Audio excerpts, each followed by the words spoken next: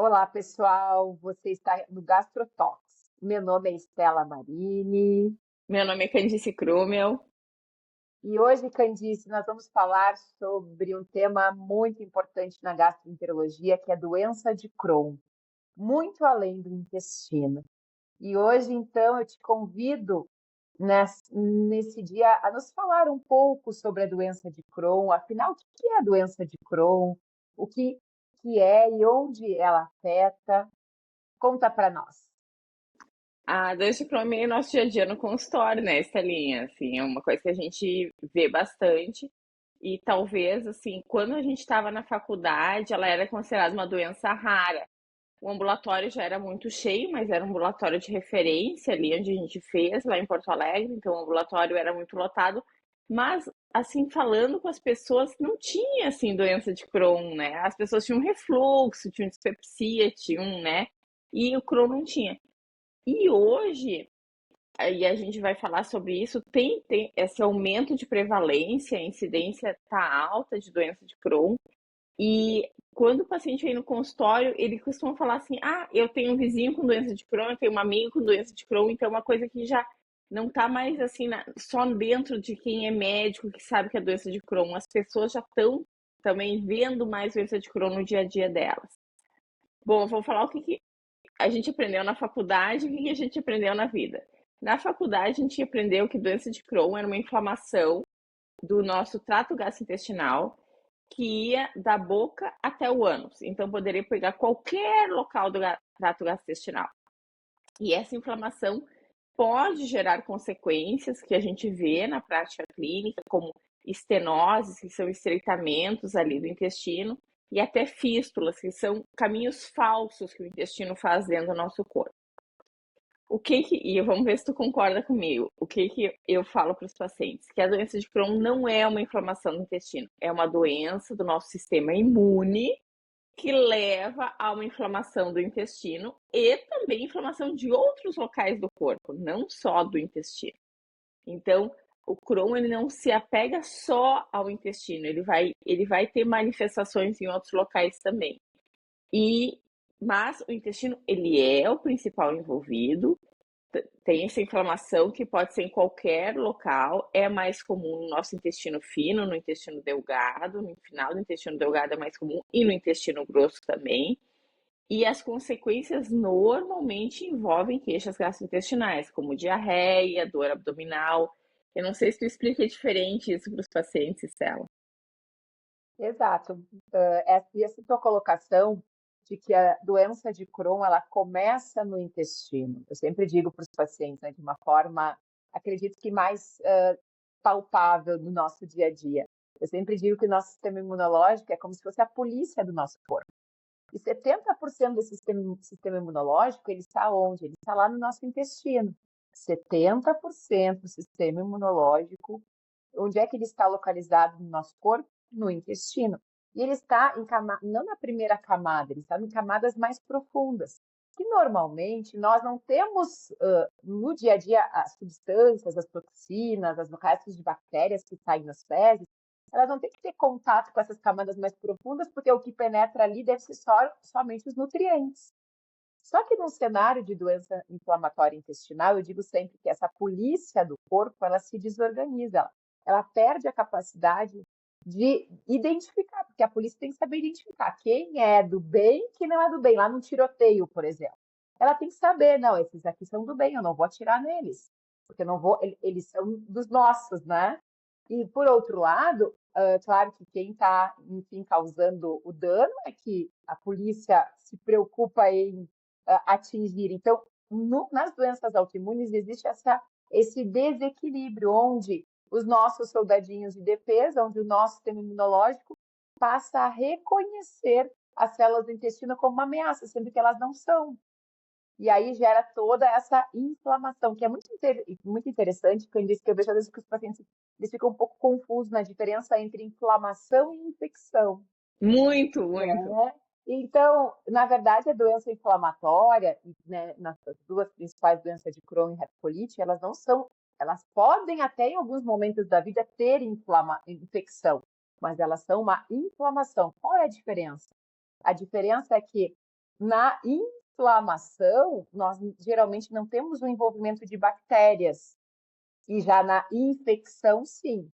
Tem bactérias que desencadeiam, né? Tem micro-organismos, pode ser bactérias, claro que não só bactérias, né? Pode ter outros micro-organismos, mas tem essa presença de micro-organismos desorganizando o nosso sistema imunológico. E ele vai atacar esses micro-organismos, né, como uma infecção no nosso corpo normal. Mas na doença de Crohn, a origem dela não é uma infecção, é uma inflamação, é o sistema imunológico atacando, na verdade, células que não deveriam atacar, porque elas não são bactérias nocivas, não tem, são as próprias células que compõem a nossa parede intestinal. Eu acho isso interessante porque, na verdade, eventualmente a gente dá antibiótico para pacientes com Crohn. Então, eles têm essa ideia que tem infecção, porque a gente dá antibiótico, mas o que acontece é que as bactérias estão envolvidas na patogênese da doença. E como tu falou, Uhum. não necessariamente são bactérias nocivas, mas elas estão envolvidas ali. Então, por que a doença está acontecendo? Então, quando a gente dá antibiótico, a gente diminui a carga inflamatória realmente do paciente, porque um dos gatilhos ali da doença é a presença de bactérias no nosso intestino. Agora, adivinha, a gente tem bactérias no nosso intestino desde que a gente nasceu. Elas não Claro. deveriam ser gatilho inflamatório. Então, o fato de ser gatilho inflamatório mostra que tem alguma coisa errada na barreira epitelial e no jeito ali que está se dando essa defesa ali do intestino. Então, às vezes, eu dou antibiótico, ele fala, mas a senhora falou que não tinha infecção. Eu falo, não, não tem infecção, mas o antibiótico vai melhorar um pouquinho os teus sintomas, né? Então, imagina que a parede intestinal normal, ela está íntegra, como a nossa pele. O que acontece quando a gente machuca a pele? Quando a gente corta a pele? Às vezes, né, a gente se machuca na cozinha, já aconteceu comigo, às vezes cai de bicicleta. A gente acaba, então, lesionando essa camada protetora. Na doença inflamatória, na doença de Crohn, acontece isso. Essa primeira camada, claro que lá internamente a gente não chama de pele, a gente chama de mucosa, ela acaba sendo lesionada. Com isso, aqueles trilhões de bactérias que habitam o nosso intestino, várias toxinas, porque imagina que ali, quando chega o Crohn, geralmente ele se manifesta no final do delgado e início do grosso. Nessa região, nós já temos o bolo fecal formado. O que é o bolo fecal, afinal? É o que não serve para o nosso corpo. É o resto do resto do resto. Tudo que o nosso corpo precisava, ele absorveu, ou seja, ele através da corrente circulatória, esses nutrientes vão chegar às células do nosso corpo, e o que não serve forma o bolo fecal. Então, eu digo, é o lixo do nosso corpo, que não serve. Só que à medida em que nós temos essa ruptura da mucosa, dessa primeira camada, e no Crohn ela pode ser inclusive mais profunda, porque nós temos no intestino, né, 4 camadas principais. A primeira a gente chama de mucosa. O que vai acontecer? Vai começar a penetrar na parede o quê? Restos de alimento, de toxinas, alimentos já putrefeitos, né? Porque imagina que, às vezes, dependendo, pode estar lá 2, 3 dias lá no trânsito intestinal, depende como é que é o trânsito intestinal da pessoa. E aí é óbvio que vai trazer bactérias, porque a parte circulatória principal do nosso intestino, fica um pouco, os principais vasos ficam um pouco mais profundo. E aí começa a penetrar, ou seja, absorver para o nosso corpo, inclusive chegando aí as bactérias. Isso é muito comum. Como eu disse, as bactérias não é o principal que origina a doença, mas uma vez que a doença, que existe essa ruptura ali da primeira camada da mucosa e essa, entre aspas, ferida, né? Vamos falar de uma forma que fica mais fácil, né? Uhum. Essa lesão, essa úlcera, ela acaba ficando mais profunda, acaba realmente tendo essa contaminação bacteriana, né? Imagina, nem tendo uma ferida no nosso corpo, na mão, e aí tu vai expor ela à sujeira. A gente sabe que não pode, né? Quando a gente tem um Sim. ferimento, quando a gente está um pós-operatório, uma cicatriz ou um ferimento, a gente não pode expor a sujeira. Por quê? Porque a gente sabe que as bactérias vão penetrar e vai gerar infecção. Mas lá no intestino não tem como a gente ter controle disso, não tem como botar um band-aid. Ainda não. Não, É aí vai exato. demorar. Claro que os tratamentos eles tentam, claro, eles vão nos ajudar a regenerar, uma vez que ele vai diminuir, né, a inflamação, mas ainda nós estamos, como eu disse, né? Então a gente tem que ter realmente esse olhar da onde a doença se origina, ela é muito importante, né?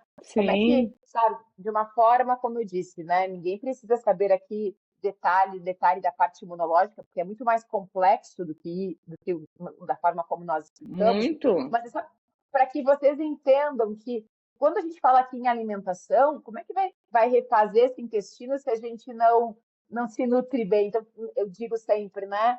A gente precisa ter esse olhar mais abrangente e vai ser justamente isso que a gente vai abordar hoje no podcast. Que muitas vezes a gente pensa que a doença de Crohn basta tomar remédio e deu. Não, vai muito além. Ali, assim como tu falaste, ela vai muito além do intestino, né? E é isso que tu Uhum. falaste é muito interessante. Por que que alguns pacientes na doença inflamatória intestinal, a doença se manifesta na pele? Por que que outros se manifestam nas articulações? Inclusive, quando eu estou diante de um paciente que está vindo consultar comigo pela primeira vez, com sintoma de dor abdominal, de diarreia, né, com sintomas que faz pensar em doença inflamatória, eu sempre pergunto: tem aftas orais? Tem dores articulares? Tem lesão de pele? Por quê? Porque às vezes, antes de ter os sintomas do intestino, ele já pode. Geralmente é o contrário. Primeiro começa no Uhum. intestino e depois se manifesta nos outros locais. Mas e o porquê disso, né, Candice? É que essas células inflamatórias, esse exército inflamatório, ele não fica ali no intestino. Uma vez que a cascata da inflamação foi ativada, via corrente circulatória, esses soldadinhos de defesa, ele vai sair atacando todo, né, pode sair atacando outros sítios. E aí, E essa é. Ai, desculpa, fala aí. e geralmente é onde o indivíduo, onde o paciente já tem uma tendência. Ah, eu já desde criança eu tinha problema de pele, eu já tinha uma certa vulnerabilidade naquele tecido aí. Parece que, por isso que tem uma tendência, porque alguns se manifesta de um jeito, outro de outro. Parece que tem a ver com isso, como no leaky gut, né? Porque não deixa de Uhum. ser. Os pacientes com doença de Tem, Crohn, eles eles têm têm um leaky gut. aumento, exatamente, da permeabilidade, né? E sobre a questão do aumento da incidência aqui no Brasil, né? Acho que isso é um ponto bem importante. A Candice falou, né? Puxa, no passado eram doenças mais raras, hoje em dia nós realmente observamos esse aumento. E eu estava lendo que mais ou menos em torno de 1% da população mundial, gente, isso é muito. E aí tem muito a ver com a teoria, com a questão, nós sabemos que o Brasil é um país em desenvolvimento, mas hoje nós estamos com um estilo de vida muito parecido com o mundo, entre aspas, mais desenvolvido, né? Então, nós sabemos que, por exemplo, países mais rurais, né, tipo Índia, enfim, lá tem menos, porque uma das coisas que vem assim da origem, da onde vêm as doenças autoimunes, tem muito a ver com a questão da teoria da higiene, né? É, E aí não se aqui, sabe ainda muito bem. Isso nós médicos acreditamos exato. nisso. Então, isso que tu falou, a gente está vendo. Na verdade, assim, não é uma coisa que a gente está vendo. Tem números, né? Eu acho que foi em 2020 que foi feito aquele trabalho que mostrou que aqui no Brasil a prevalência é mais ou menos 100 pessoas para 100 mil habitantes. Parece pouco, gente, mas no passado era bem menos. E está tendo um aumento mais ou menos de entre 12% a 15% ao ano nesses números. E os lugares que mais tem gente é na região sudeste e sul, que na verdade tem esse estilo de vida mais ocidentalizado. Eu acredito muito nessa teoria da higiene que a Estela falou. Eu acho ela ótima. Eu acho que ela explica alergias e doenças autoimunes nos adultos. Então, a teoria da higiene é que quando a gente é criança, a gente não está tendo contato com bactéria suficiente para treinar nosso sistema imune. Então, a gente não mexe mais em terra, a gente não mexe mais com animal. As crianças, elas estão num mundo muito asséptico, assim, passando álcool gel em tudo. Então, nessa teoria da higiene, a gente não treina o nosso sistema imune lá na infância. E daí, quando a gente começa a virar adulto, quando a gente é adulto jovem, o nosso sistema imune não consegue perceber o que é um agressor e o que não é agressor. E ele começa a fazer defesas contra nós mesmos, isso aumenta a doença autoimune, ou que também é interessante, fazer hiperreatividade, explica as alergias, quer dizer assim, para um estímulo pequeno, que deveria ter uma resposta pequena, ele faz uma resposta enorme. Então, essa é uma teoria. Tem a teoria do antibiótico também precoce, então, que lá na infância, tudo na infância, tudo na infância. Lá na infância, a gente tá tomando muito mais antibiótico, isso vai estar fazendo uma desbiose na infância. E essas bactérias acabam sendo gatilho para aparecer a doença na idade adulta.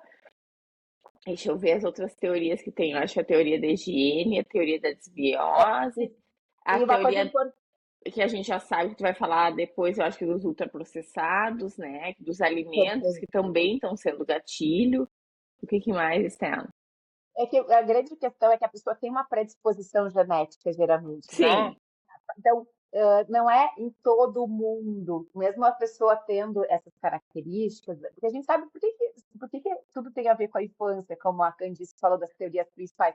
Porque a saúde intestinal, o grande determinante da nossa saúde intestinal, a gente sabe que é a nossa microbiota, um dos grandes determinantes, não é o único, mas um dos principais.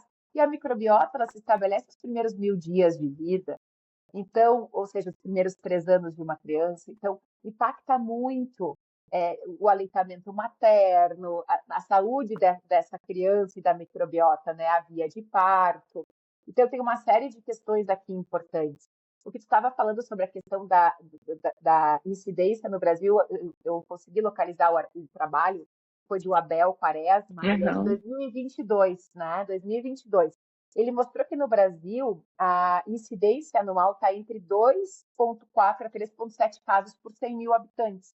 Realmente, são casos novos, na verdade. isso é Incidência são casos incidência, né? novos, Isso. exatamente. Então, claro que a gente sabe, né, enquanto nós temos muito contato com esses pacientes, realmente, dependendo da idade, geralmente tem algumas populações onde a doença é mais grave, né? É realmente muito, embora, como nós falamos, não seja tão grande assim, mas tem um impacto muito, muito grande na qualidade de vida, não é mesmo? E na verdade, assim, eu acho que isso aí a gente aprende muito na medicina, mas na vida real a gente não fala muito, que é a diferença entre prevalência e incidência, né? A prevalência é quantos Uhum. casos já tem, e a incidência são os casos novos. Então, na verdade, a prevalência está ali em torno de 100 para 100 mil, e a incidência por ano Exato. exatamente. E eu acho que eu só vou dar Então, uma. Ah, pode falar. não, exatamente. E a gente estava falando, então a pessoa tem uma predisposição genética, e aí dependendo como foi, né, esse início da vida, como tu falaste, esses primeiros anos de vida, como o sistema imunológico ele ficou, entre aspas, fortalecido ou não, porque acaba que essa questão da higiene se nós temos realmente, como tu falaste, contato com com um meio não tão asséptico, porque imagina que o nosso corpo ele não é sem bactérias, muito pelo contrário, né? A gente sabe que a gente tem mais bactéria no corpo do que células. E aí tem uma coisa muito interessante que ainda a gente não tem esses novos dados, mas na época da pandemia, a partir de 2020, se aumentou muito esse cuidado com as crianças, né? Eu, por exemplo, quando os meus filhos eram pequenos, eu não tinha o hábito de álcool gel no dia a dia, não ser muito bebezinho ali, tipo, bem, no Uhum. primeiro mês de vida, mas depois não tinha essa coisa de toda hora, né, esterilizar e lavar as mãos e passar álcool gel, coisa que na pandemia nós passamos assim há algum tempo, né? Então ainda a gente vai, é claro que no futuro a gente vai ter uma noção do impacto, mas eu fico pensando que talvez possa aumentar ainda mais, né, por conta. Claro, foi uma necessidade, né, pessoal? Nos questiona, mas é que nós mantivemos as crianças fora da escola, né? Quanto tempo fora da escola? Mas, guria, a minha avó teve 6 filhos, tá? A minha mãe conta assim: quando um filho tinha varicela, ela pegava os outros 5 filhos Exato. e esfregava os filhos uns nos outros para todo mundo pegar varicela, né? E hoje em dia, claro, eu acho assim, eu sou super a favor das vacinas, né? Não é, eu não tô no movimento contra vacinas, mas as crianças não estão tendo mais doenças de infância também, que eram coisas que Uhum. treinavam o sistema imune. Então, tudo isso predispõe a ter um sistema imune imaturo, que não sabe como se portar. Então, quando chega Exato. qualquer coisa, ele ou faz uma super resposta ou faz uma resposta estranha que não deveria estar fazendo, né? E eu acho que até Exato. vou explicar um pouquinho essa predisposição genética que a gente está falando bastante. Gente, não é um gene, é uma coisa assim, Não. eu tenho um Uhum. gene, eu passei pro meu filho e esse caos. Se a gente pega a lista de genes de doença de Crohn e de retocolite ulcerativa, é de chorar, porque é muito gene que está Muito. envolvido. E não é Uhum. assim, por isso que eu acho que muda tanto também, por que uma doença, uma pessoa faz mais inflamação, uma pessoa faz mais estenose, porque na verdade a variabilidade genética ali é muito grande. Tem alguns genes que são mais conhecidos, como o NOD2, né? Tem umas outras siglas Uhum. ali, Parte A. é Uhum. isso, que são genes mais conhecidos, mas a gente ainda não tem um gene. Esse é o gene de doença de Crohn, não tem. Então, o que acontece? Tu nasce com essa predisposição genética, tá tudo certo, e tem algum momento que tu vai ter esse gatilho molecular ali de ligar o gene e esse gene começar a fazer as coisas que ele deveria estar fazendo. Tipo, uma das coisas que o NOD2 faz, ele para de reconhecer os produtos microbianos como sendo normais e gera uma reação inflamatória. Junto a isso, tem duas coisas. Então, tu tem essa predisposição genética, que a gente já falou. Tu tem o negócio da quebra da barreira epitelial. Normalmente, tá? Um dos gatilhos é tu quebrar essa barreira epitelial e deixar com que as células do sistema imune tenham contato com os produtos bacterianos e com as toxinas que tem no nosso intestino. E eu vou falar uma coisa para vocês: todos nós já tivemos quebra de barreira epitelial. Todo mundo, Com tá? certeza. Isso acontece assim durante o dia várias vezes e o nosso corpo vai lá e fecha de novo e tá tudo certo. Uhum. Quebra e ele fecha Uhum. de novo, tá tudo certo. Só que nessas pessoas o corpo não consegue fazer isso. E isso é uma das coisas que os genes fazem. Eles fazem sempre uma dificuldade em restaurar a barreira epitelial. Então, esses pacientes, eles têm leaky gut, com certeza absoluta, tá? Exato. A Então, assim, barreira deles está quebrada. Uhum. exatamente. Então, o que aconteceu? Vamos dizer assim, sei lá do que machuquei meu ombro, tomei um anti-inflamatório. O anti-inflamatório quebra a barreira epitelial, sempre, tá? Uhum. Só que daí o meu corpo vai lá e diz assim, ok, tomou anti-inflamatório, mas agora eu vou botar tudo bonitinho de novo. Então, tem essa coisa da quebra da barreira epitelial que o corpo não consegue mais cicatrizar, vamos dizer assim, essa barreira, fechar ela de novo na agilidade que deveria estar fazendo. Então, tem essa coisa genética, quebra da barreira epitelial e a disbiose. A disbiose, ela entra na jogada. Porque a gente já sabe que a microbiota no paciente com Crohn com retocolite é diferente da microbiota de um paciente que não tem essas doenças. E daí fala assim, Perfeito. tá, mas o que veio antes, o ovo ou a galinha, né? Será que é a inflamação que não modificou a microbiota? Quando se põe essa microbiota em ratos que estão saudáveis, tem quebra de barreira epitelial. Então, uma microbiota que tem mais enterobactérias, menos Fecalibacterium prausnitzii, é uma microbiota que produz menos butirato, que é uma coisa que dá saúde intestinal, que deixa o nosso colonócito, o nosso enterócito saudável. Então, a gente tem tanto a parte ali genética, como a parte de quebra de barreira, como a parte da desbiose. E isso aí, tá? Vai dar um super estímulo ali para o nosso sistema imune, que é um sistema imune baratinado nesses pacientes por causa da parte genética, é um sistema imune que não funciona bem e vai dar uma hiperreatividade meio cega. Ele começa a atacar Uhum. tudo, tá? Tudo. Tudo, tudo. Então ele começa a atacar o intestino e ele ataca também os outros órgãos, isso que a gente estava falando antes. Então tu começa a ter problemas Exatamente. articulares, começa a ter problemas oculares, começa a ter problemas na pele. É uma hiperatividade para tudo. E aí entra a genética também. Se isso acontece em quem não é não é geneticamente predisposto, o corpo vai lá e diz assim: baixa esses mediadores inflamatórios, não é para tanto, para com tudo. Essas células aí que tu fez de inflamação, todo mundo morre, bota todo mundo para morrer, isso não deveria estar acontecendo.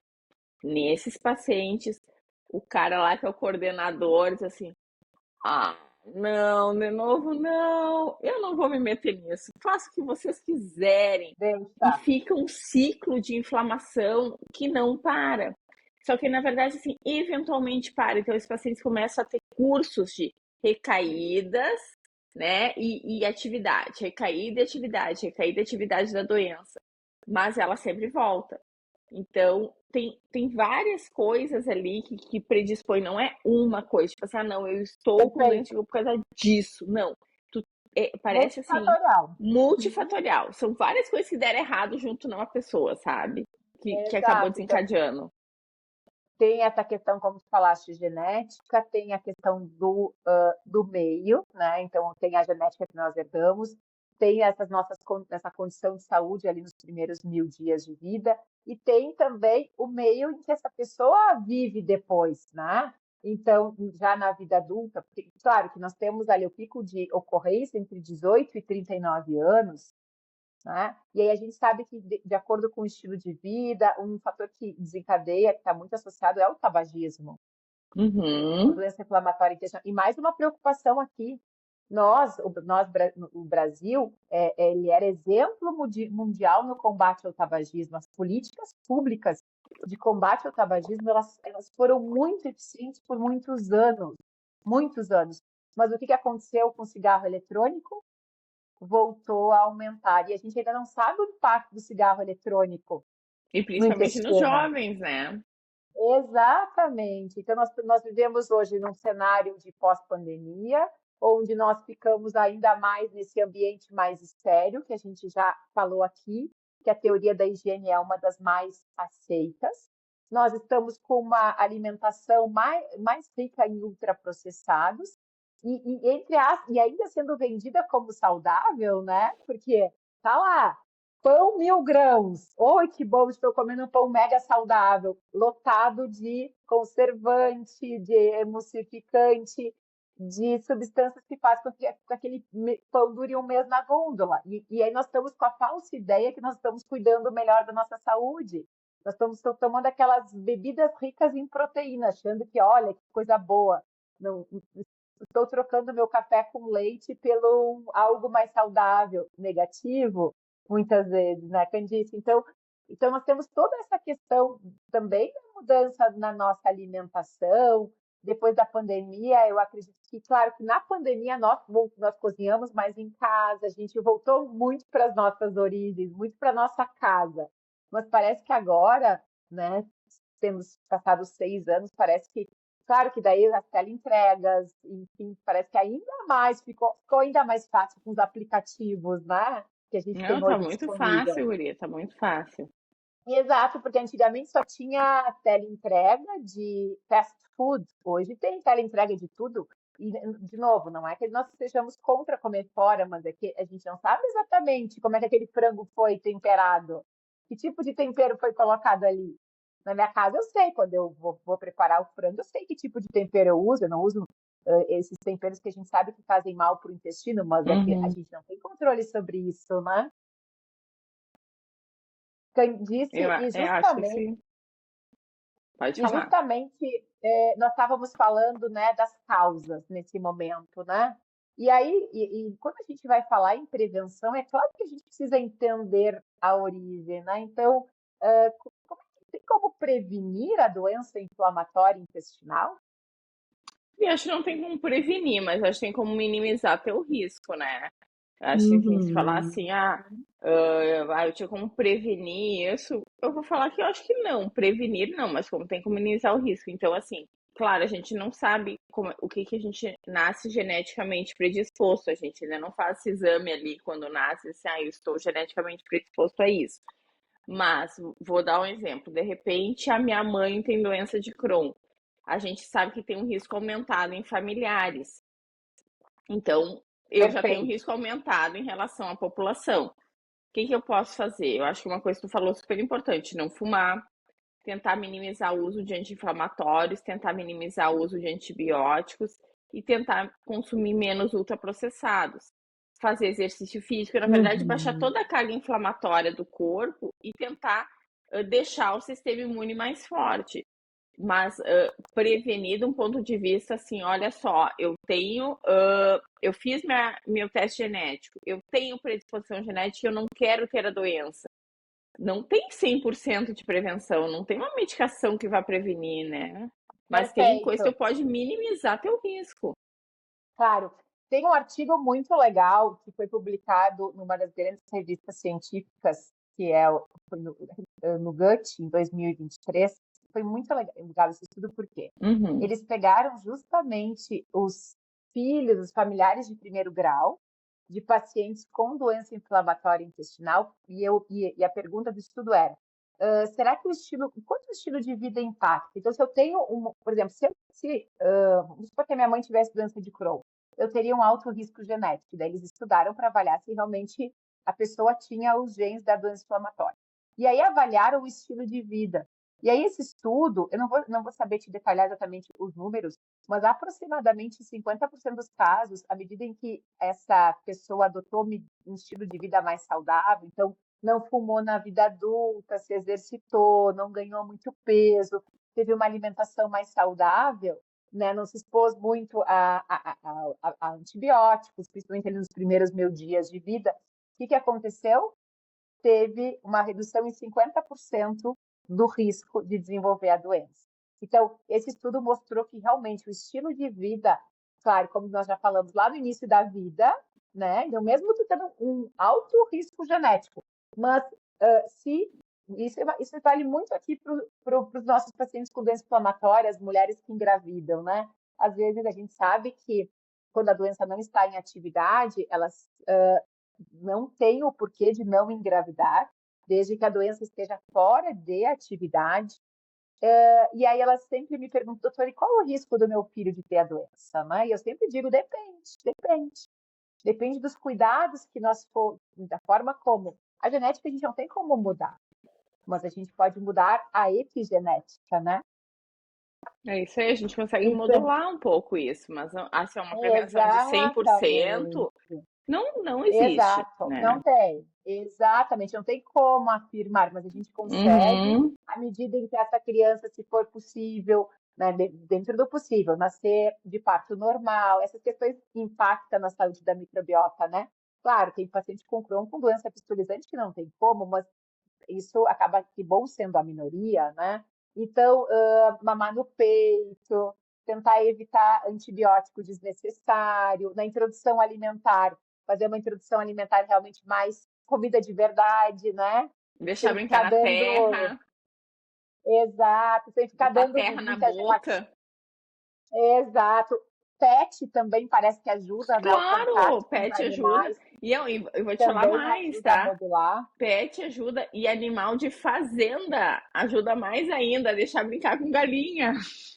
Ah, olha que legal, muito bom. Isso é uma coisa muito importante, né?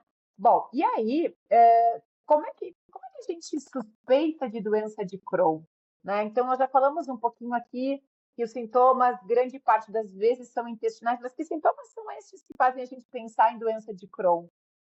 Eu acho que sintomas cardinais do Crohn é a dor abdominal com diarreia. Então, tem assim, Uhum. a gente aprendeu e continua mais ou menos sendo assim, que são adultos jovens, é o primeiro pico. Existe um outro pico agora, depois dos 50 anos, mas é um pico muito menor. Então, são adultos jovens com história de dor abdominal e diarreia recorrente, né? Não necessariamente tem que ser contínuo, mas assim, já tem algum tempo isso. Pode ter sangramento nas fezes?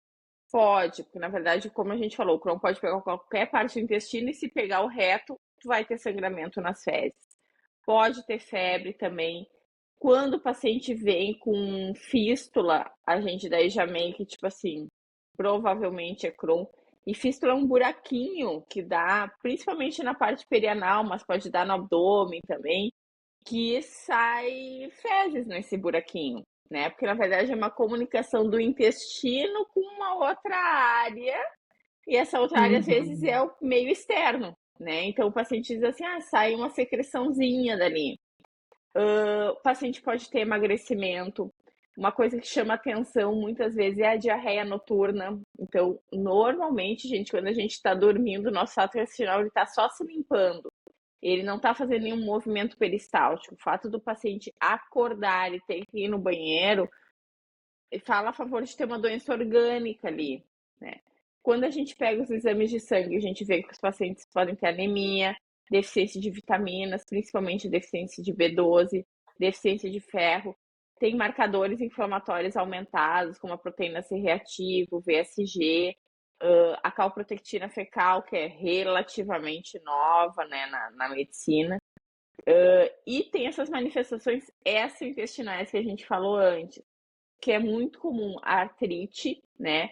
Principalmente artrite de pequenas articulações. Pode ter também dor lombar, que a gente chama de sacroileite, é bem comum na doença de Crohn. Ela está associada com também manifestações na pele, como úlceras que a gente vê no pioderma gangrenoso. Teve uma paciente que foi no meu consultório, não acredito que eu não tirei foto, que ela tinha Crohn cutâneo. Ela tinha as mesmas lesões que ela tinha no intestino, ela tinha nas pernas. E também, às vezes, está associado com quadros de uveíte, que é o olho vermelho. Tem outras manifestações gastrointestinais também, mas eu acho que essas aí são as mais comuns.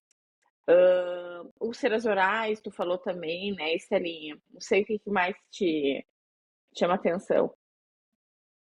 Exato. E essa questão, como tu falaste, né, de os sintomas dentro da doença inflamatória, a gente fala nos 4 sinais de alerta, né? O 4 red flags. Então, assim, 4 sinais de alerta. Sempre, isso é uma coisa que, quando o paciente vem consultar comigo por sintomas intestinais, eu sempre questiono na Tem que consulta. pensar.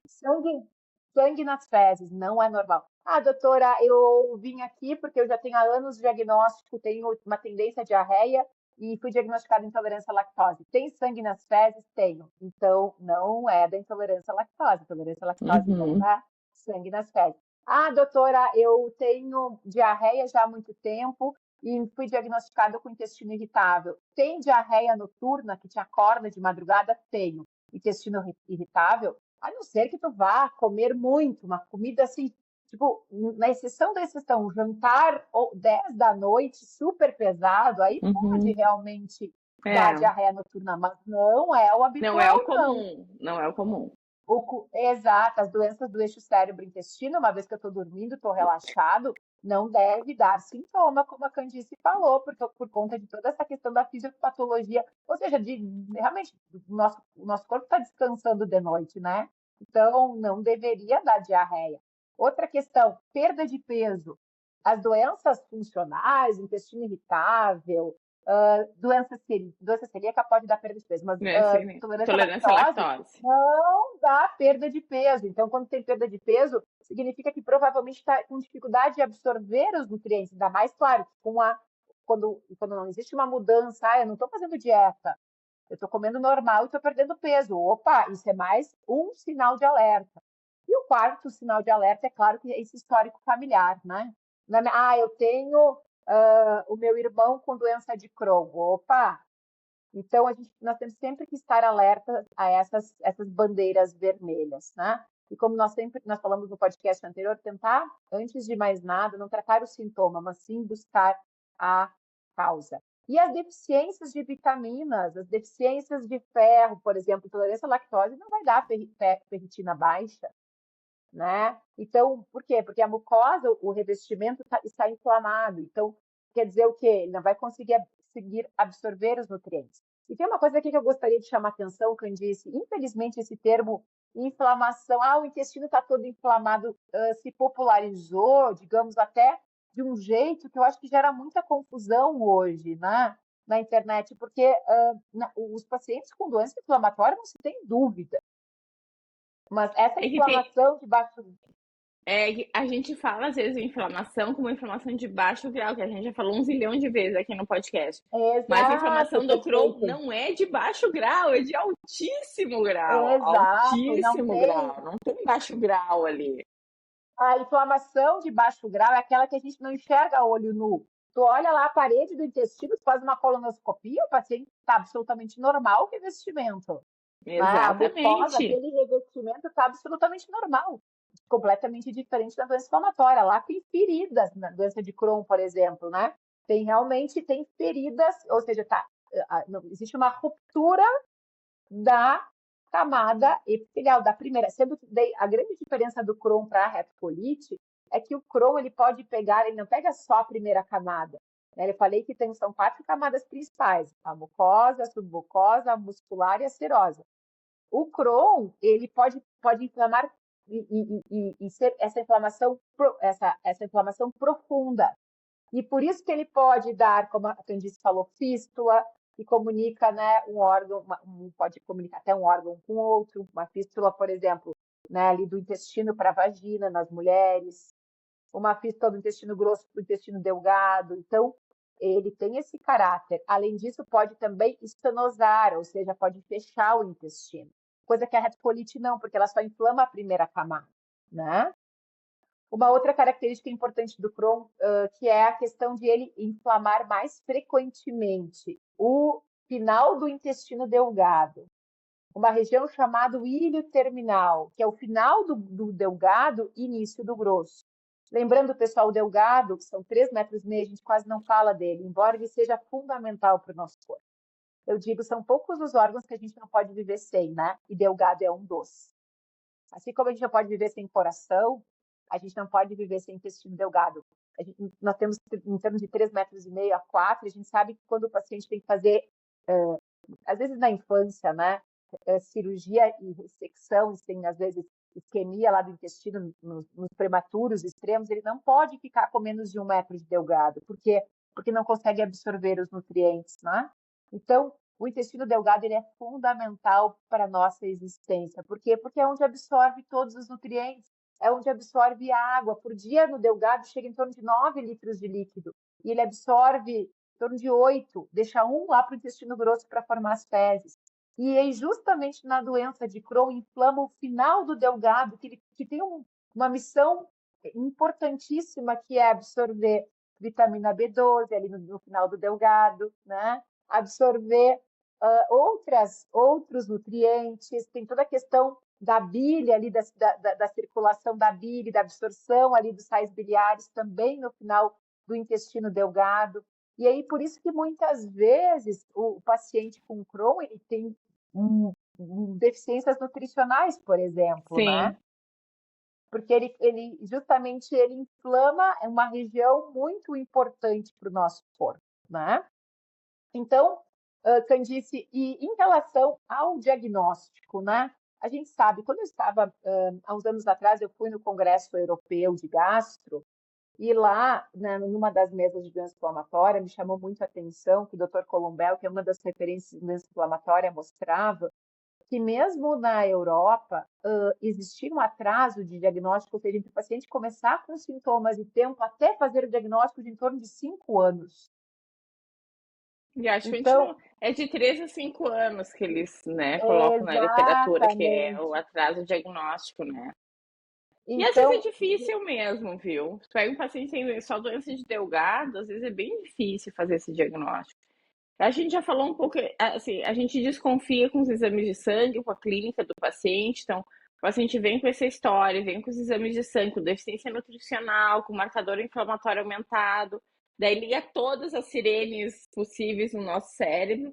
E eu acho que o primeiro exame, o exame que ainda é o exame que, tipo assim, nos dá uma rota, é a colonoscopia.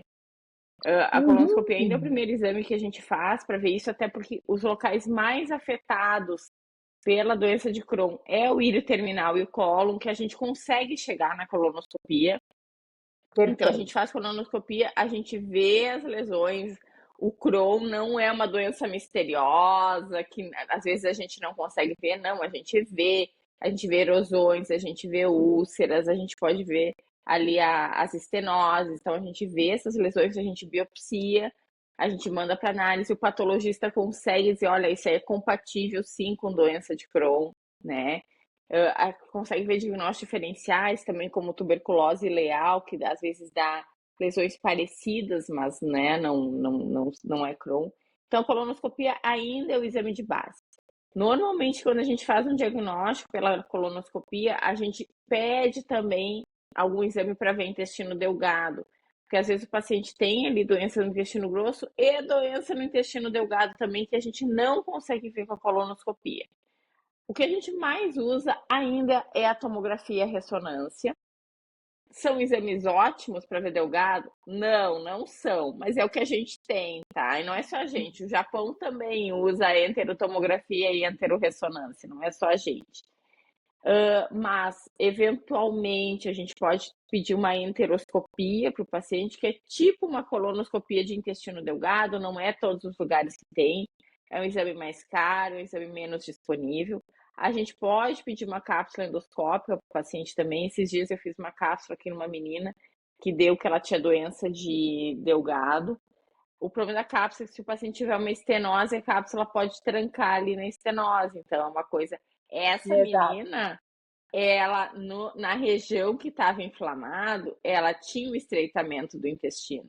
E eu estava vendo a cápsula dela, a cápsula ficou uns 40 minutos parada ali tentando passar. E eu com dor torácica, pensando só falta a cápsula ter trancado, né? Mas passou, tá? Mas demorou um E pouquinho. passou, passou. Uhum. E se o paciente tem sintomas altos, como dor na boca do estômago, né? A gente faz endoscopia também, né? Então, a Exato. gente tenta ver todo o trato gastrointestinal do paciente. A gente vê o cólon e terminal na colonoscopia, a gente olha com enterotomografia e enterorressonância o intestino delgado e eventualmente faz endoscopia também. Hoje em dia tem alguns lugares, eu não sei como é que está em Caxias, que estão fazendo ecografia abdominal para avaliar a inflamação. Uhum. Eu acho que a ecografia Uhum. abdominal não entra tanto no diagnóstico, ela entra mais no segmento da doença para ver se o tratamento está dando certo. Mas acho que para o diagnóstico ainda a eco não está sendo tão usada, né? Perfeito. E tem um exame que eu acredito que é um exame não invasivo e que nos ajuda muito, chamado calprotectina fecal. Então, todos os pacientes que têm quadro de diarreia crônica, que têm quadro de dor abdominal, quando nós estamos na investigação, não podem deixar de fazer calprotectina fecal. Por quê? A calprotectina fecal, como a Candice falou, é um marcador de inflamação no intestino. Então, se o paciente tem uma calprotectina alterada, né, e aí o ponto de corte, geralmente a gente considera, o laboratório coloca como 50, mas dentro da É, gastro a gente fala um pouquinho maior, né? Tem estudos com 100, tem estudos com 150, mas uma calprotectina alterada, vamos colocar maior que 100, ela fala a favor de que não seja síndrome do intestino irritável, que esses sintomas não sejam da intolerância alimentar, da intolerância à lactose, precisa fazer aí nesses pacientes, né? Muitas vezes a gente faz sim a colonoscopia, né? Então, uma questão importante, uma calprotectina, eu estava revisando aqui na literatura, acima de um ponto de corte acima de 150, ela tem uma capacidade, né, de diagnosticar doença inflamatória em torno de 70%, né, quando níveis mais altos de calprotectina. Como a Candice falou, por outro lado, se é uma doença lá no intestino fino, às vezes a calprotectina pode ser falha. Por isso que também a gente tem que levar em consideração a história. Candice, estamos nos aproximando dos minutos finais é. e eu gostaria que tu trouxesse um pouco para nós do apanhado do tratamento medicamentoso e depois eu vou falar sobre o tratamento não medicamentoso. Gente, assim, eu não vou falar muito não tratamento medicamentoso, até porque esse aí não é o escopo do podcast. Mas se vocês quiserem que a gente fale bastante do tratamento medicamentoso, vocês deixem nos comentários que a gente faz um podcast falando do tratamento medicamentoso, porque tem Perfeito, muita coisa. Então, o que eu acho, perfeito. assim, os tratamentos que a gente usava 20 anos atrás, que era a mesalazina, azatioprina e prednisona, estão caindo por terra, tá? A mesalazina a gente já sabe que não funciona nada, a azatioprina também já tá, né? Então, hoje em dia, o paciente cheio com Crohn, normalmente ele já inicia com terapia avançada. E daí tem Uhum. várias e várias terapias e todas elas focam em partes da nossa resposta imunológica ou os anti-TNFs, como a gente falou antes, o infliximab, ou o inibidor da JAK, que chegou agora, assim, que é o padacitinib, agora sim, há 2 anos, né? Ou bloqueadores das interleucinas, a interleucina 23, né? Então, ou interleucina 23 e a 12. Então, tem vários tipos de tratamento hoje em dia. A única coisa que eu quero falar é o seguinte, eu não vou nem falar os nomes para vocês que vai complicar a cabeça. O que eu queria falar é o seguinte: a gente ainda não sabe, quando o paciente chega, qual é o tratamento ideal para aquele paciente. Então, a gente segue protocolos. Daí, normalmente, a gente começa com anti-TNF, que são as medicações mais antigas.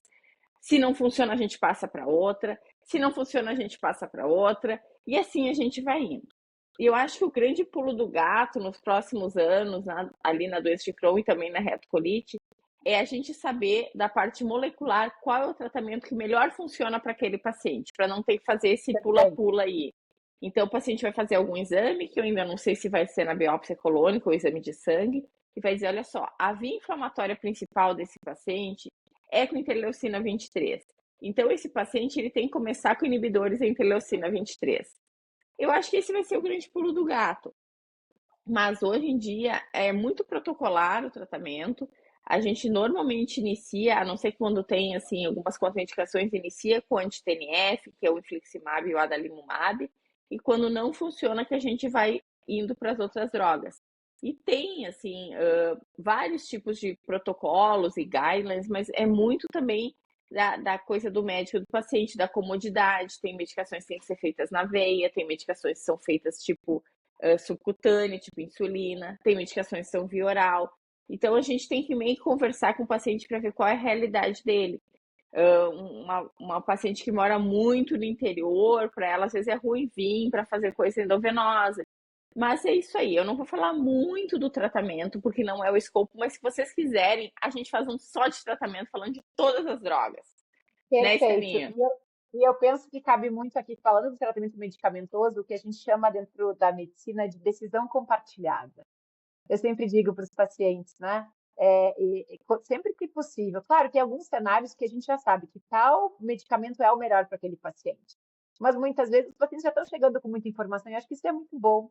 Né? E até, inclusive, tem várias cartilhas, e eu gosto muito, né, de indicar aqui, e eu vou deixar para vocês, se vocês quiserem, um local com informação confiável para vocês se informarem, acessem o site, acessem o Instagram da ABCD, Associação Brasileira de Pacientes com Crohn ou Colite. Tem várias cartilhas educacionais, é incrível o trabalho, né, capitaneado pela doutora Marta Machado. Então, não deixem de realmente de acessar, né? Porque realmente na internet é muito difícil nós sabermos o quão confiável é aquela informação.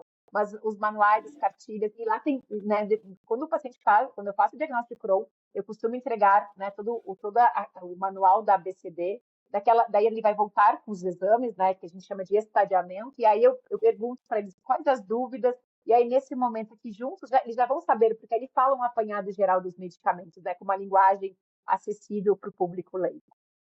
E Estela, então agora vamos falar aqui, ó. Tem 10 minutos, Estelinha. 10 tá. minutos, Então tá? eu vou tentar. Falar do estilo de vida nos pacientes, porque na verdade isso aí a gente peca muito, porque a gente sabe que, e tu vai falar agora da parte da alimentação, do sono, exercício físico, só que a consulta desses pacientes ela é tão demorada, porque a gente tem que preencher tanto formulário para essas medicações, que acaba a consulta, tu não conseguiu falar tudo que tu queria com o paciente. Então, eu acho que agora a gente vai dar 10 minutos para a Estela falar tudo que a gente queria falar para o paciente e não conseguiu falar. Maravilha. Então, então nós já falamos que um dos pilares do tratamento, e é essencial, é o medicamento, mas ele não deve ser o único. Outro pilar essencial se chama exercício físico. A gente sabe que no momento do diagnóstico, muitas vezes o paciente está em crise, ele está com dor abdominal, ele não está em condições de fazer exercício físico.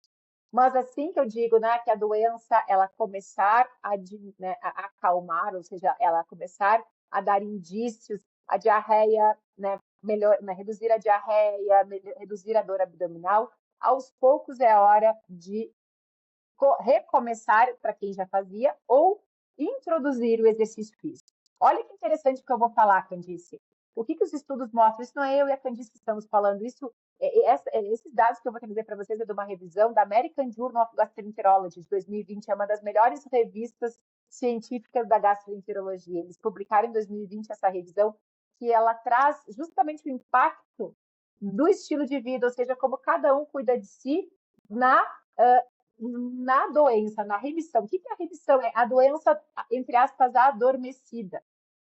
Das doenças crônicas, nós não falamos em cura, nós falamos em remissão. Ou seja, é como se realmente aquele gene ele foi desligado, né? Ele está desligado, e aquela mucosa, aquele revestimento, ele está saudável, como se o intestino ele não está mais inflamado, ele está cicatrizado. Né? A remissão é isso. a cicatrização da mucosa, do revestimento, além da melhora dos exames laboratoriais. Então, vejam, olha que interessante, os pacientes com doença inflamatória, que fazem exercício físico 3 vezes na semana, 30 minutos, reduz o risco de uma nova atividade da doença, a gente chama isso de recaída, né, de uma nova, né, da doença voltar a entrar em atividade de 30%. 30%. Isso é muito significativo. 30% dos pacientes, o fato de fazerem exercício físico, 30 minutos, vejam bem, pessoal, não precisa ir na academia, não precisa fazer exercício extenuante, uma caminhada, 30 minutos. Ou pode até fracionar, não consigo 30, vou caminhar 10, porque daí eu vou caminhar no quarteirão da minha casa, porque daí eu tenho um ambiente mais controlado, caso, né, estou mais próximo do banheiro, por exemplo, já vai trazer benefício. A gente sabe que quanto mais exercício, melhor, mas assim, os estudos são com 90 minutos por semana. Já tem um impacto muito significativo. Justamente porque tem um efeito. Não, pode falar. É que o exercício tem esse efeito anti-inflamatório, né, para o nosso corpo. E tem esse efeito na barreira intestinal. Pode falar, quem diz. Não, o que eu ia falar é que o Crohn, ele é uma doença sarcopênica, né, gente? Então, assim, se tu pegar um paciente que está em atividade da doença, tu vai ver que ele perde peso e ele perde muita massa muscular. Na verdade, assim, o nosso corpo, para fazer células inflamatórias, ele usa proteína, ele usa músculo. Então eu falo para os pacientes, quando eles ficam bons, eu falo assim, agora você tem que repor teu estoque de músculo no corpo. Não dá para ficar... porque assim, ó, é uma doença que pode entrar em atividade de novo. Às vezes as medicações param de funcionar, tem falha. Então, tu tem que repor estoque de músculo no corpo. Porque é uma doença consumptiva, ela te consome. Exato, e até, né, a Sociedade Brasileira de Endócrino, no ano passado, fez uma campanha do músculo saudável, dizendo bem isso, que o músculo é a nossa reserva de saúde, né? Nossa reserva de nutrientes. A obesidade, pessoal, é uma coisa muito importante, né, esse dado, porque a gente associa Crohn com pessoas muito magras, e não quer dizer não. Especialmente quando a doença ela entra em remissão, existe geralmente um ganho de peso. Então, hoje, na literatura, mostra que 15 a 40% dos pacientes com Crohn, eles têm obesidade. E a obesidade é um outro fator que aumenta o risco de recaída da doença. Então, o paciente estava com o intestino cicatrizado e, quando vê, voltou a inflamar. Além disso, e a obesidade, ela piora a ansiedade, depressão, a dor e também a fadiga. E olha que interessante, tem um estudo que mostra que a cada 1 ponto lá no IMC, aumenta em 4% a falha do biológico, do medicamento. Então, se o paciente tem um IMC, vamos supor, ganhou peso, de 28 foi para 29, aumenta em 4% o risco da falha, né, de falhar o medicamento. Né? Até eles estão fazendo estudos agora com canetas emagrecedoras para doença inflamatória intestinal, porque, na verdade, o tecido adiposo, ele é inflamatório para o nosso corpo, né? Exatamente. Então, o tecido adiposo, ele é inflamatório. Então, tu diminuindo a adiposidade do corpo, tu diminui o teu hub ali inflamatório. Perfeito. E aí o quarto, já falamos do medicamento, falamos do exercício físico, de manter o peso, né, de tentar ter o IMC abaixo de 25. E o sono, quarto pilar essencial para o nosso tratamento. Mais ou menos, olha só, os estudos mostram que de 50% a 80% dos pacientes com Crohn têm distúrbio de sono. Isso é além da população em geral, né? Então é mais comum os pacientes com Crohn ter mais problema com sono do que a população geral. E tanto o sono piora a atividade da doença, quanto a atividade da doença piora o sono. Então, é uma relação bidirecional. E quando a pessoa tem doença de Crohn e sofre de insônia, ela tem 2 vezes mais risco de recaída. E, além disso, o sono ruim também impacta muito na qualidade de vida, porque piora muito a fadiga, que é uma queixa muito comum dos pacientes, mesmo em remissão da doença. Então, nós precisamos, sim, ajudar os pacientes com doença inflamatória a dormir melhor. E eu sempre falo da higiene do sono, né? E claro que a gente vai fazer um podcast especial sobre isso, que é um tema muito importante. Mas hoje em dia nós estamos, né, se eu pudesse deixar uma orientação aqui, é não usar o celular 1 hora antes de dormir. O ideal seria 2, mas pelo menos 1 hora antes de dormir, né? Atrapalha muito a liberação aí de melatonina e aí o sono não fica reparador. O outro pilar que é muito negligenciado é o estresse, né? é o manejo do estresse. Então, a gente sabe, até inclusive nesse trabalho traz, que grande parte dos pacientes com Crohn, lá na época do diagnóstico, se nós perguntarmos para ele, geralmente 6 meses a 1 ano antes de ele começar com sintomas da doença, teve um efeito estressante maior. Perda de um ente querido, um desligamento do trabalho, final de relacionamento, geralmente tem um gatilho emocional muito importante. Mas a atividade da doença ao longo da jornada dele, muitas vezes vem por essa questão do estresse percebido. O estresse é uma coisa muito subjetiva, né? Que depende muito da forma como eu encaro as situações da vida, né? O que Mas pode isso ser que tu falou que chama muita atenção, que a grande maioria, o gatilho para ligar o gene foi um evento estressor na vida, né? Eles falam assim, eu sei exatamente, quando é que começou, depois de tal exato, coisa. É muito, muito impactante isso, né? Como o estresse liga o gene, ele liga o gene. perfeito. E aí, o outro pilar é não fumar, né? Os pacientes tabagistas com Crohn, eles têm de 60% a 80% mais recaída. Então, mesmo com uma terapia top, com um dos melhores medicamentos para a doença de Crohn, se a pessoa continuar fumando, o risco daquele remédio parar de funcionar chega até 80%. Olha como é importante, né? E além disso, quem fuma tem mais chance de complicações como fístulas. E aí, o álcool na doença inflamatória também tem um impacto, mas não é tanto quanto o cigarro, mas também tem um impacto. E aí, a mensagem final que eu gostaria de deixar Mas tu aqui, ainda falando não falou da alimentação.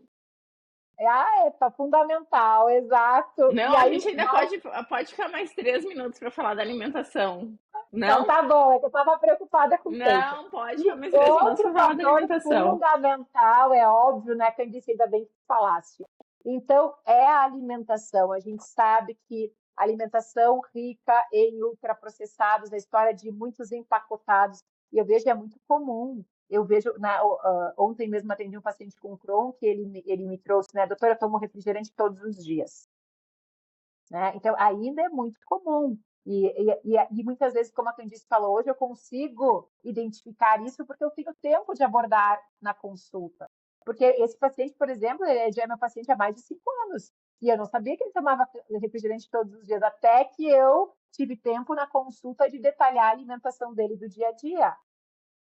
Então, isso realmente é um fator essencial, né? Ontem também atendi uma paciente com Crohn que tem fístula e a fístula não fecha. Fui avaliar toda a alimentação dela, e tem um índice de alimentação 100, né? E a pontuação 100 seria super saudável. O índice dela foi 40/100. Então, é óbvio que para fechar a fístula, a gente precisa melhorar essa nutrição. Então, em termos de estudo científico, qual é uma alimentação ideal? Preciso tirar glúten e lactose, gente. Claro que no momento da diarreia aguda, lá está com Isso. muita diarreia, a gente tende a sugerir uma redução da lactose, tentar evitar de consumir lactose, mas não tem nenhum estudo que mostre que os pacientes com doença inflamatória intestinal que cortaram glúten e lactose tiveram melhores desfechos. A não ser que o paciente seja celíaco, aí Não, e sim, né? existem esses estudos, né? Existem estudos com dieta sem glúten e mostra que não teve diferença, né? Não teve diferença. E, por outro lado, parece de novo que a alimentação do Mediterrâneo, aquela alimentação mais realmente natural. Mas o que é alimentação natural? Não é aquela lá que está na gôndola dizendo natural, é aquela vinda da terra, né? Quem disse? É aquela vinda da forma mais próxima da natureza. É o nosso feijão com arroz, carne, salada. Isso é a alimentação natural que a gente deve buscar para os pacientes com doença inflamatória sempre que possível, né? Então, diminuição dos industrializados, como nós já falamos aqui, diminuição do que a gente sabe que não é saudável para o dia a dia, né? Das carnes embutidas, a gente já falou sobre isso também, que não são boas para o intestino, né? Então, esse é um outro pilar essencial. Por quê? Porque para cicatrizar o intestino é óbvio, a gente precisa ter bons tijolinhos, boas células, da onde elas se nutrem da nossa comida do dia a dia, né? É. Tem até umas coisas assim, mas eu não vou entrar em detalhes, mas tipo assim, pacientes com estenose tem que cuidar às vezes com grãos, né? Com Então, tem fibra. com fibras, tem algumas particularidades. Quando o paciente está com diarreia aguda, realmente, daí a gente pede para cortar a lactose. para não comer muita fruta, muita verdura, principalmente com casca. Daí é bom tu pegar o legume, cozinhar o legume quando ele tá com diarreia aguda. Mas depois Claro. não, né? Então, assim, Só uma tem observação. algumas. Uhum, pode Desculpa, falar. Candice, só essa questão da fibra, a gente sabe que ela é fundamental, só que a gente tem que entender que tem as fibras solúveis e insolúveis. Então, Uhum, mesmo num cenário de estenose, as fibras solúveis, os pacientes poderiam, o que não pode é a fibra insolúvel, que é essa insolúvel, das isso. cascas, que é dos grãos integrais, que essa realmente pode, como a Candice falou, como ela lentifica, como ela pode realmente ali piorar esse estreitamento, né? Mas as fibras solúveis, como por exemplo o psyllium, né? A própria aveia às vezes dá um pouco de distensão, mas mais então, por isso que tem que ter orientação nutricional, né? Eu sempre digo, É. o gastro tem que estar de mãos dadas com a nutricionista para nós podermos fazer esse trabalho em conjunto. E com o psicólogo também. É, na verdade, assim, o ideal seria ter um time interdisciplinar mesmo, né? Ter Perfeito.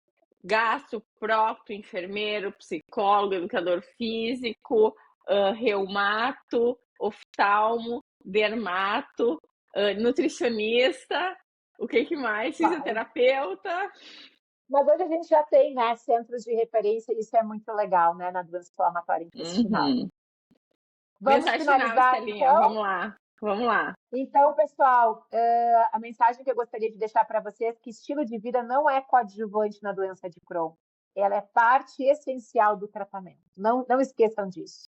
Então, se você tem doença inflamatória e realmente está tomando remédio, que bom, não deixe de tomar, mas busque também cuidar dos demais pilares da saúde, que isso vai fazer toda a diferença no seu tratamento. E uma coisa que eu queria dizer assim, ó, não se assustem. Quando a gente recebe um diagnóstico de doença de Crohn, tu bota ali no Google e o negócio é assustador, é tipo assim, ó, é de não sair da Claro, cama. Não se assustem. Hoje em dia tem tratamentos que há 5 anos atrás não tinham, tá? A gente tem muitos tratamentos novos, a gente tem muita coisa para oferecer para paciente para não necessariamente vai ser esse caos que a gente vê na internet, esses relatos. Esses perfeito. caos já aconteceram, eles acontecem eventualmente também, mas é muito mais raro, muito mais raro que antigamente. Então, assim, procurem um médico especialista, façam o tratamento direitinho, vejam, assim, essas coisas que a gente está falando de estilo de vida, o que dá para modificar e não se assustem, tá? Tem tratamento, não tem cura, mas tem tratamento. E assim, na verdade, são 20% em média que não evolui tão bem, que nós precisamos de 70%, 80% dos pacientes com Crohn é a doença leve, né? No máximo moderada. Então, a gente realmente tem mesmo com esse diagnóstico, uma perspectiva, e hoje, cada vez mais, a gente faz o diagnóstico, né, mais precoce e já introduz logo, a gente chama isso de janela de oportunidade, para evitar os desfechos ruins lá na frente, né? E assim encerramos, então, o 51º episódio do GastroTalks. Candice, deixa o teu contato, como é que as pessoas te encontram. No Instagram, @candicefromeu.gastro. E o meu, vocês me encontram no Instagram, Stella Marine Gastro. E também nós temos o Instagram do nosso podcast, que é o GastroTalks _. Isso aí. Tchauzinho, Estela. Até, Beijo. tchauzinho, até a próxima!